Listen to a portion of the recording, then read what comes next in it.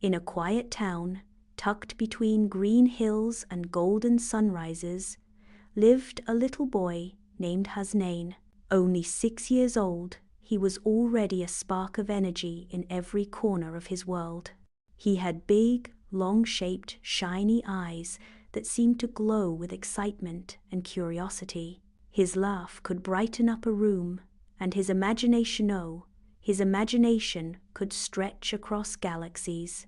Hasnain wasn't like most kids. While others played tag or chased butterflies, he built cardboard castles for superheroes, drew detailed comic books full of monsters and missions, and talked about saving the world before bedtime. He loved superheroes more than anything. But not just any Hiroshi's favorites were Aquaman, with his golden trident and ocean strength, Batman, the silent guardian of Gotham, and the legendary Robin Mask, the noble wrestler with shining armor and a heart of gold. Every morning, Hasnain would leap out of bed and shout, "Time to save the world!" Then he'd tie a towel around his neck like a cape, grab his toy trident, and begin a new mission around the house. He battled invisible aliens in the hallway, rescued stuffed animals from disaster, and even once tried to fly off the couch, which didn't end well for the lamp nearby. At school, Hasnain would draw his heroes in art class so real, with lightning bolts and fire behind them. His teacher once said, "Hasnain, your drawings have life in them." And she was right.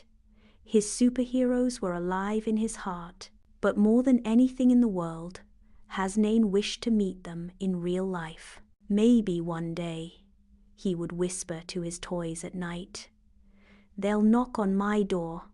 They'll come to take me on a mission." He believed it with all his heart. Every night, he lined up his Aquaman, Batman, and Robin Mask action figures beside his pillow. They weren't just toys. They were his friends, his team, his dream. But as days turned to weeks, little things started to change. One afternoon, while watching a superhero movie with his father, Hasnain asked, "Baba, where do they live? Can we go visit Batman?" His father looked at him gently, then said, "Hasnain, those heroes live in stories. They aren't real like you and me." Hasnain frowned. "Not real, but they save people. They fly. They fight monsters." "They do," his father said with a smile. "But only in movies and comics. The real heroes, well, they're inside us." Hasnain didn't like this answer. He turned away quietly. That night, he didn't draw. He didn't play. He just hugged his Batman toy tightly and went to bed with a heavy heart. But that night, something magical happened. In the silence of the dark, a strange sound echoed deep, whooshing like waves crashing, wind swirling, and footsteps landing from the sky. Suddenly, his room lit up with soft, glowing light. Hasnain rubbed his eyes and sat up. Standing in his room were Aquaman, Batman, and Robin Mastall. Powerful and smiling, Aquaman's armor glistened like the ocean. Batman's cape fluttered like shadows. Robin Mask stood with crossed arms, heroic and proud.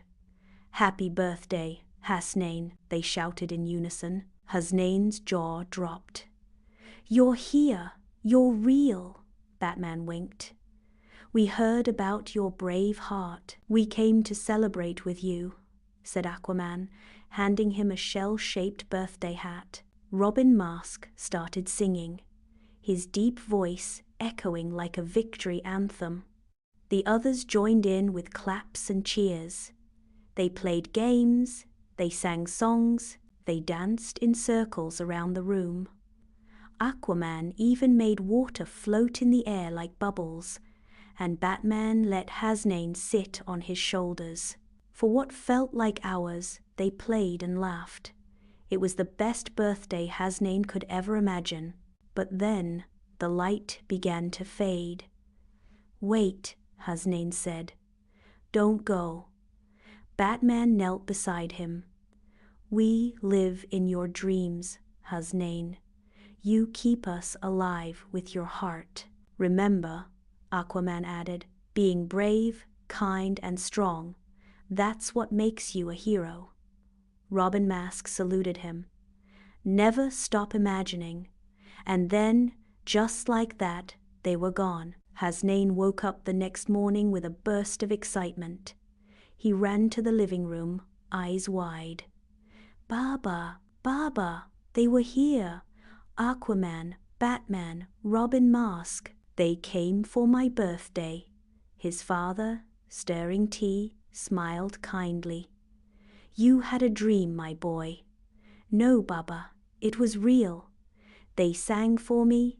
We played." His voice cracked. His smile slowly faded. And then the silence hit him. It was just a dream. He sat down, his eyes filling with tears.